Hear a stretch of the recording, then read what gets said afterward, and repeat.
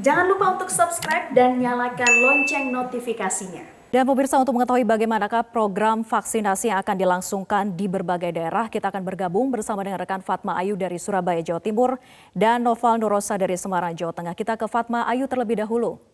Fatma, bagaimanakah persiapan terkini jelang vaksinasi di Jawa Timur? Ya, saat ini persiapan vaksinasi yakni dengan proses distribusi ke 3 daerah yang ada di Jawa Timur, yakni Surabaya, Sidoarjo, dan juga Gresik untuk menerima vaksin pada tahap pertama ini.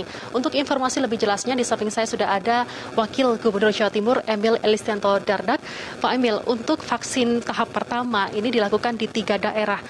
Mengapa 3 daerah tersebut dipilih dan bagaimana sejauh ini persiapannya? Ya, 3 daerah ini dipilih sesuai dengan arahan dari Kementerian Kesehatan. Dan secara logis mungkin pertama memang secara logistik ini yang paling dekat dengan lokasi pengiriman pertama dari seluruh vaksin yang dikirimkan oleh Kemenkes. Sebanyak 77.000 unit vaksin.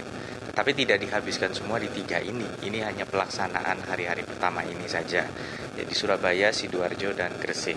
Memang ini juga berbanding lurus dengan jumlah tenaga kesehatan yang bekerja di rumah sakit rujukan yang memang juga melayani pasien dari berbagai wilayah. Jadi secara logika itu yang bisa kami pahami, walaupun memang ini semua ketentuan diatur dari Kementerian Kesehatan. Namun demikian sudah ada surat edaran atau dari direktur atau surat keputusan dari Direktur Jenderal P2P Kemenkes yang telah mengalokasikan sebanyak 38 kabupaten kota. Itu sebarannya seperti apa. Jadi sampai Februari, dan kita memperkirakan di awal Februari akan ada tambahan kiriman kurang lebih 120.000 tambahan dosis vaksin lagi ke Jawa Timur. Pak, sejauh ini persiapan vaksinasi besok seperti apa dan siapa saja yang akan divaksin untuk esok hari? Tenaga-tenaga kesehatan juga, namun secara simbolik. Artinya simbolik ini ada beberapa tokoh-tokoh yang mewakili berbagai elemen, baik itu dari praktisi kesehatan, pimpinannya, ataupun dari berbagai tokoh masyarakat.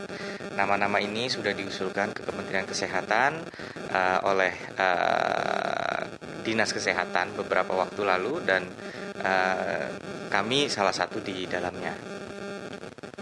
Alur vaksin pertama kali atau tahap pertama di Jawa Timur sendiri, baik itu di Jawa Timur atau juga di Surabaya, Sidoarjo, dan Gresik, bagaimana Pak itu alurnya?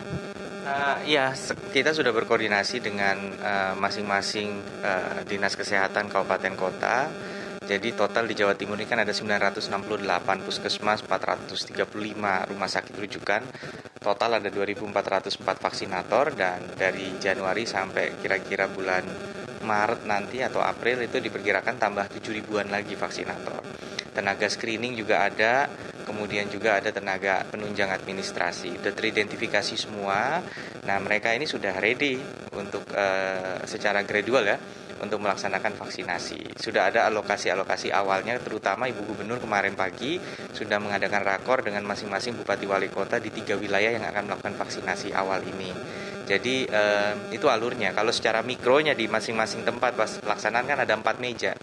Ya, jadi pendaftaran, pre-check, kemudian vaccination, dan post vaccination. Kayak tadi Pak Presiden tunggu 30 menit dulu untuk melihat apakah ada gejala-gejala immediate yang muncul pasca vaksinasi. Terima kasih Pak Emil untuk informasinya. Baik, untuk vaksinasi tahap pertama di Jawa Timur sendiri besok akan dilakukan pertama kali di RSUD Dr. Sutomo, dan sudah ada belasan nama-nama entah itu dari eksekutif, legislatif, tokoh masyarakat, dan juga tokoh agama.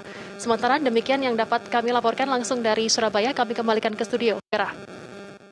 Baik, dari Surabaya, Jawa Timur kita ke Semarang, Jawa Tengah. Noval, apa saja persiapan yang dilakukan di Jawa Tengah untuk melaksanakan program vaksinasi? Ya, selamat siang Vera dan juga pemirsa. Dapat kami sampaikan bahwa di Jawa Tengah ini sudah berlangsung sejumlah persiapan seperti terlihat di Brebes, di mana Dinas Kesehatan Kabupaten Brebes ini telah melakukan sosialisasi dan juga simulasi terkait dengan pelaksanaan vaksin, mulai dari tata cara warga untuk mendapatkan vaksin sesuai dengan protokol kesehatan tentunya, dan juga simulasi bagi para tenaga kesehatan bagaimana menangani warga atau penerima vaksin yang mendapatkan efek samping seperti itu. Kemudian juga persiapan telah dilakukan di Kabupaten Grobogan, di mana pemerintah atau Dinas Kesehatan setempat ini sudah menyiapkan tempat pendingin vaksin COVID-19 dan menyiapkan juga tenaga medis yang akan mendistribusikan vaksin apabila nanti Kabupaten Grobogan telah diberikan izin untuk melaksanakan program vaksinasi. Dan untuk tahap awal ini sendiri di Kabupaten Grobogan akan ada 4.200 dosis vaksin yang akan diberikan atau diprioritaskan untuk tenaga medis dan juga tenaga kesehatan di sejumlah rumah sakit, puskesmas, serta tempat penanganan COVID-19 lainnya. Dapat kami sampaikan juga, Vera dan juga pemirsa, sampai dengan hari ini, untuk di Jawa Tengah sendiri akan ada 3 daerah yang mendapatkan kesempatan untuk melakukan program vaksinasi pertama kali, yakni Kota Surakarta, kemudian Kabupaten Semarang dan juga Kota Semarang yang akan melakukan vaksin sesuai jadwal. Untuk pertama kali ini dilakukan pada esok hari atau tepatnya pada tanggal 14 Januari. Dan sampai saat ini informasi yang sudah kami terima bahwa untuk vaksin ini juga sudah sampai di wilayah-wilayah atau daerah-daerah tadi, dan ini juga sesuai dengan jadwal yang sudah dicanangkan sebelumnya, di mana vaksin ini akan didistribusikan setelah Badan POM mengeluarkan izin penggunaan darurat dalam vaksin ini. Sementara itu untuk di Kota Semarang sendiri sampai saat ini juga terus menggunakan atau menyiapkan skema cadangan untuk memenuhi kebutuhan vaksin di wilayah Kota Semarang atau untuk warga Kota Semarang, di mana dalam skema cadangan ini telah disiapkan dana sebanyak 50 miliar rupiah untuk membeli vaksin secara mandiri dan diharapkan dapat digunakan untuk memenuhi kebutuhan vaksin bagi warga Kota Semarang sambil tentunya tetap menerapkan protokol kesehatan pencegahan COVID-19. Dan berikut pernyataan dari Wali Kota Semarang Hendrar Prihadi terkait dengan pembelian vaksin secara mandiri ini. Meminta kepada Mas Hakam, Dr. Hakam untuk bisa